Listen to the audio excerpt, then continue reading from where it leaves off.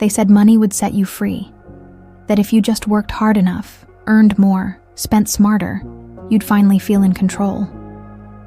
But here you are, exhausted, anxious, drowning in subscriptions, expectations, and a silent voice inside asking, why do I still feel stuck? Let me ask you something uncomfortable. What if you're not broke because you don't earn enough, but because you've never been taught what enough even means? This isn't a video about getting rich. It's about something much deeper and much more dangerous to the system you live in. It's about getting clear. Clear on what actually matters. Clear on the difference between what gives you peace and what just drains you quietly. Clear on how to live in a world built on illusion, without selling your soul to belong.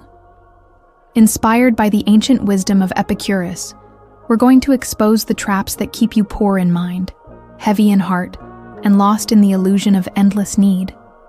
We'll explore why real prosperity begins with subtraction, not addition, and why freedom has nothing to do with wealth, and everything to do with self-trust. If you've ever looked around and wondered why a life full of stuff still feels empty, stay here. This might be the first time someone tells you the truth about money, peace, and the lie of never enough. There's a kind of poverty that doesn't show up in your bank account, but in your mind. It's the kind that convinces you you're always behind, that no matter how hard you work, how much you earn, how well you perform, it's never enough. And that's where most people live, inside a silent panic of insufficiency. Epicurus understood this long before capitalism, before social media, before credit scores. He said, "If you wish to be rich, do not add to your money, but subtract from your desire." And that's the shift we've forgotten. Because true freedom doesn't start with more, it starts with clarity. Look around your life. How many of the things you call needs are just unexamined habits or social pressures dressed as personal choices? That gym membership you never use, the third streaming service, the kitchen appliances still in boxes. These aren't signs of prosperity. They're evidence of confusion. We don't suffer because we have too little. We suffer because we've never stopped to ask, what do I really need to live well? Not what my neighbor needs. Not what my parents expected. But what I need to feel calm, present, and aligned with my own rhythm. And that's the truth most avoid, because it's uncomfortable. When you start cutting through the noise, you begin to realize how many of your choices were reactions, not decisions. You bought things to fill silence. You spent to avoid asking deeper questions. You earned to prove something to people who were never watching. That's not freedom. It's emotional debt. And emotional debt is the kind that follows you into every room, every relationship, every restless night. Getting out of it starts with subtraction. Not with sacrifice, but with intention. Removing what doesn't serve. And watching peace expand in the space it leaves behind. I've seen this shift in people who make $2,000 a month and people who make $20,000. The pattern is the same. The ones who thrive are not the ones who earn the most. They're the ones who understand they're enough. They know what keeps them grounded. They know what lights their spirit. And they protect that clarity like a sacred boundary. They don't chase upgrades they don't want. They don't sacrifice sleep to impress strangers. They don't fill their homes with items that add no joy. They invest in what brings energy back. That's not budgeting. That's spiritual discipline. Start simple. Write down your real needs: shelter, food, health, peace of mind. Now compare that to where your money actually goes. See the gap? That gap is your opportunity. That's where your freedom fund lives. Every dollar not wasted on illusion is a dollar returned to your autonomy. And over time, those choices compound. Not just financially, but emotionally. You begin to trust yourself again. You begin to feel in control. And that, more than any luxury, is what builds real confidence. Not the kind that flexes, but the kind that breathes quietly in your chest. Epicurus didn't hate wealth. He hated the illusion that wealth alone would solve inner chaos. He knew that a person could have little and still be rich if their soul was unburdened by false needs. That's why he taught in gardens, not palaces. That's why his students remembered peace, not performance. And today, you have that same chance. You can stop playing a game you never agreed to. You can redefine what success means for you. You can choose to live by what's true, not by what's loud. Because when you strip life down to its essentials, what's left is usually what matters most. This isn't a rejection of ambition. It's a redefinition of prosperity. You can still dream. You can still build. But let your growth be rooted in purpose, not panic. Let your effort lead to expansion, not exhaustion. Because when your life aligns with your values, every step feels lighter. Every decision makes sense. Every dollar has direction. And slowly, without fireworks or applause, your life begins to feel like your own. Not borrowed, not copied, but chosen. And that in itself is a form of quiet wealth most people will never taste. You don't need to escape society or become a monk. You just need to pause long enough to ask better questions. What truly matters to me? What supports my joy? What keeps me sane? The answers might surprise you. They might shrink your expenses. They might silence your anxiety. But most of all, they might bring you back to yourself. And that return, that reconnection, is the beginning of a prosperity no paycheck can promise. People don't talk about it much, but most of the money we spend has nothing to do with what we actually need. It has everything to do with how we want to be seen. The jacket that was too expensive, but looked impressive. The dinner you couldn't afford, but posted anyway.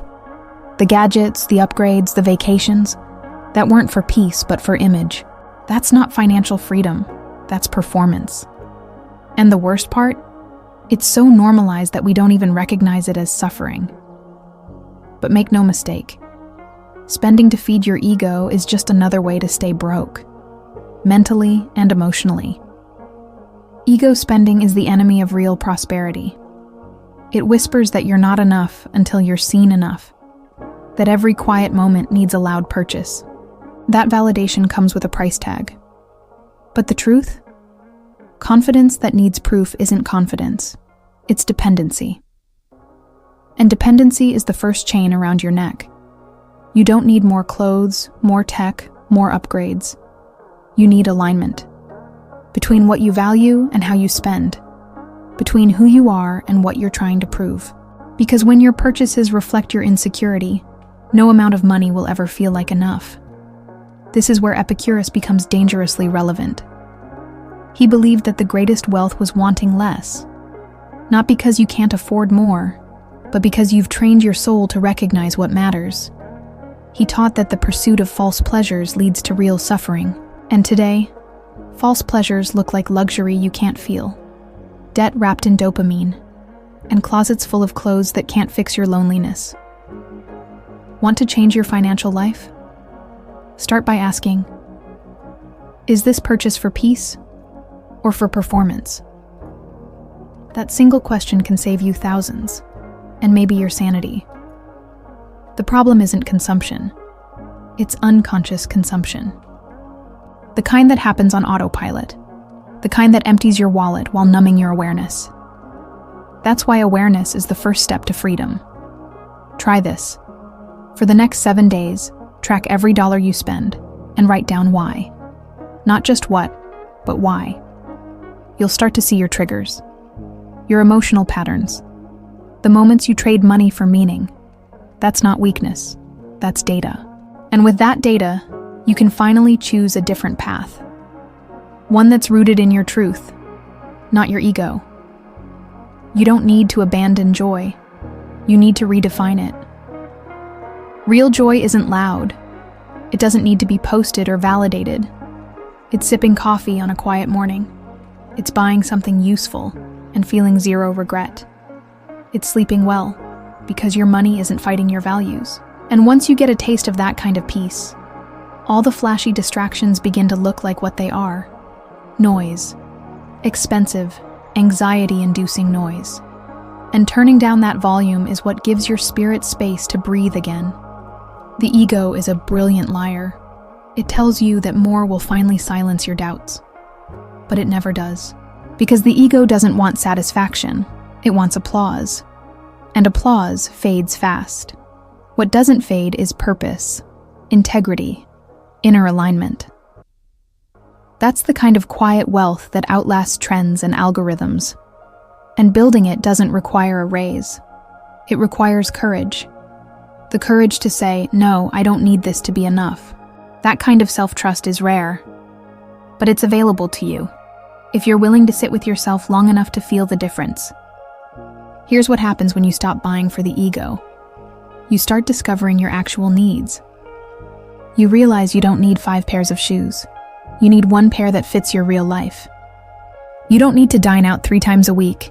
You need meaningful conversations, wherever they happen. You don't need more credit. You need more calm.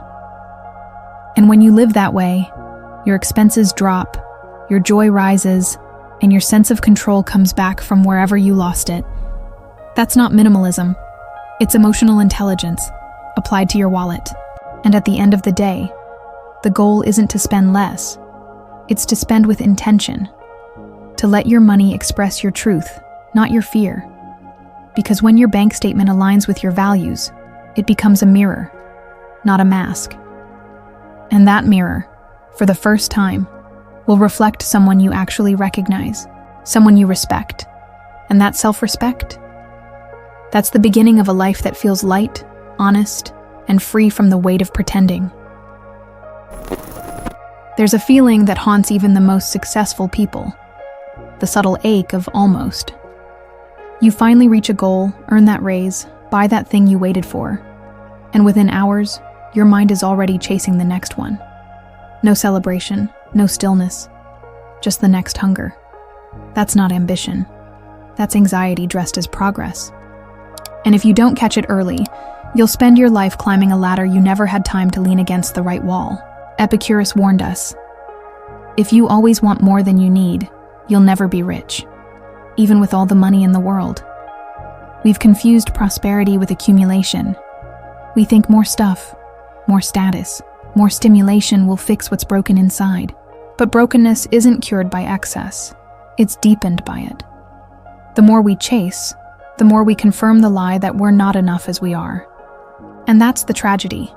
Most people don't even realize they're running from emptiness, not toward fulfillment. They measure wealth by how full their shelves are, not by how free their minds feel when the lights go off. And so they keep buying, keep achieving, keep upgrading, and keep feeling hollow. Real prosperity begins where panic ends. It starts the moment you stop asking, what else can I get? And start asking, what actually brings me peace?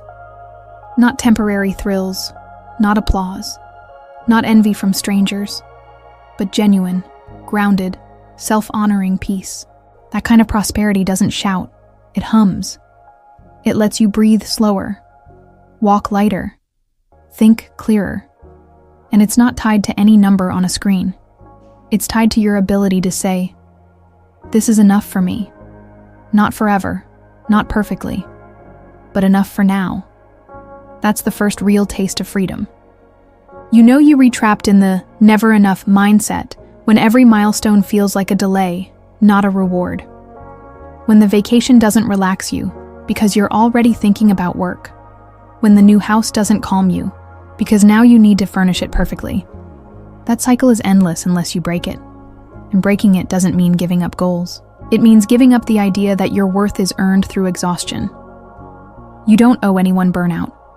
You don't need to bleed to be valuable. You need to breathe. A useful practice is to write your personal definition of prosperity. Not what society says, not what your parents expect, yours. What kind of life would feel rich to your nervous system? What rhythms? What relationships? What rituals make you feel grounded? That's your truth. And living that truth might require earning less, consuming less, but feeling more. And isn't that the point? To feel deeply, to wake up with purpose, to end your day with peace. No paycheck can give you that. but your decisions can. Some people hear this and panic. If I stop chasing more, won't I fall behind? But behind who? Who set the pace? Who said your joy must wait until you're done proving your worth? That's the lie. The belief that there's a finish line where it all makes sense. There isn't. There's only now. And you get to decide if now feels like survival or like life. Prosperity isn't found at the end of some financial marathon. It's found in your ability to pause the race altogether and realize you're already enough. When you let go of never enough, strange things happen. You enjoy meals more. You stop comparing your timeline to others. You feel less urgency, but more energy. Because your soul isn't burning fuel trying to outrun shame. It's resting, it's steady, it's finally safe. And in that safety, you create space for meaning, for creativity, for presence. That is prosperity. Not gold bars or luxury cars, but still mornings, honest evenings, and days that belong to you, not to someone else's definition of success. And maybe if you can live that way long enough, you'll realize something even deeper. You were never meant to chase enoughness. You were meant to remember it, to return to it. And from that place, life stops being a competition. It becomes a conversation between your values and your reality, between your heart and your habits. And when they start to align, you don't just feel wealthy, you feel whole. If you've made it this far, it means something in you is done pretending, done performing, done chasing, done measuring your worth by numbers that never stay still.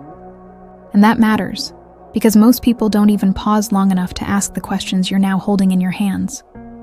So here's the challenge. What are you willing to release so you can finally breathe? What lie about money, freedom, or success have you carried for too long? Because the truth is, the less you need, the more power you gain. Power to say no. Power to walk away. Power to live without panic in your chest. And that power doesn't come from earning more. It comes from needing less and meaning it. Start small. Look at your last 5 purchases. Be brutally honest. Did they bring peace, or just another dopamine spike followed by silence? This video wasn't meant to impress you. It was meant to wake something up in you. That part of you that knows. Your life isn't meant to be a performance for people who won't even remember your name. So tell me in the comments, what's one thing you're ready to let go of? One belief, one habit, one pressure you're done carrying? And if this helped you reconnect with something true, don't walk away quietly. Subscribe. Turn on notifications. Because around here, we don't just talk about prosperity, we practice it. Quietly. Intentionally. Together.